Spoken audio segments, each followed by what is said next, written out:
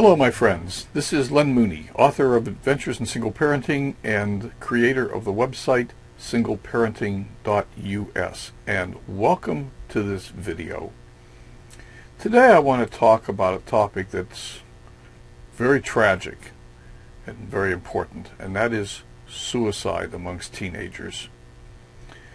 It may shock you to know that approximately once every 2 hours in the United States, a person between the ages of 15 and 24 accomplishes the ultimate act of killing themselves.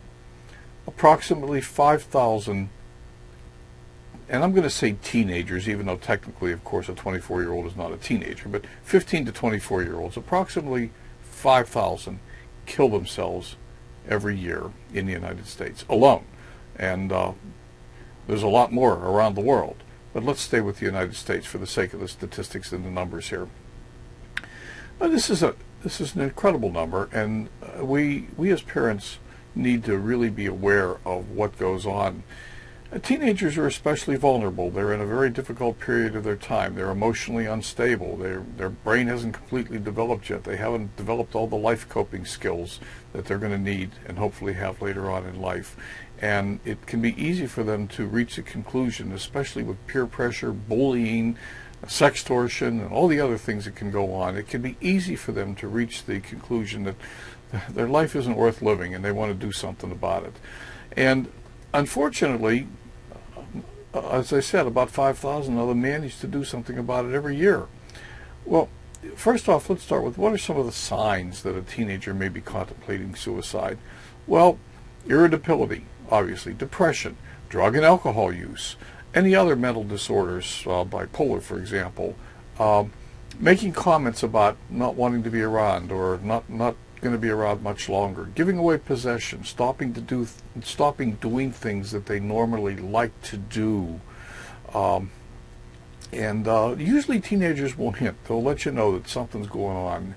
And lots of times, and I'm going to admit that I was guilty of this at one point. Lots of times we tend to think when they say something like, I'm just going to go kill myself, that we think that they're just trying to get attention. And we brush it off. Well, yes, they are trying to get attention. They're sending a message, and it's a deep message and an important message. And the message is, not only am I trying to get attention, I really desperately need attention, because I'm not feeling good about myself. I need help. Well, this is a time to step up to the plate rather than brush it off, to take it very seriously, to wrap your arms around that kid and say, honey, what's bothering you? Let's talk. And if necessary, intervene. Now, I've given you a couple links right below this video, and in the written blog, there's one link to a Huffington Post article and another link to a list of signs and symptoms of suicide and suicide prevention, and plus a phone number, a national suicide prevention hotline that you could jump on the phone and call if you have a teen or know of a teen who you think might be contemplating suicide or might be in trouble. Suicide's a preventable thing, and what it requires is for us to really take it seriously if we have a teenager who seems to be stressed. And by the way, divorce is an indicator that the teen may be contemplating suicide. The suicide rate is elevated in divorced households, especially amongst males. So this is something to be taken very seriously, and my wish for you is, as always, is that your children grow up happy and healthy and are positive contributors to society. And take a look at them, keep them safe. This is Len. That's all for today. Bye for now.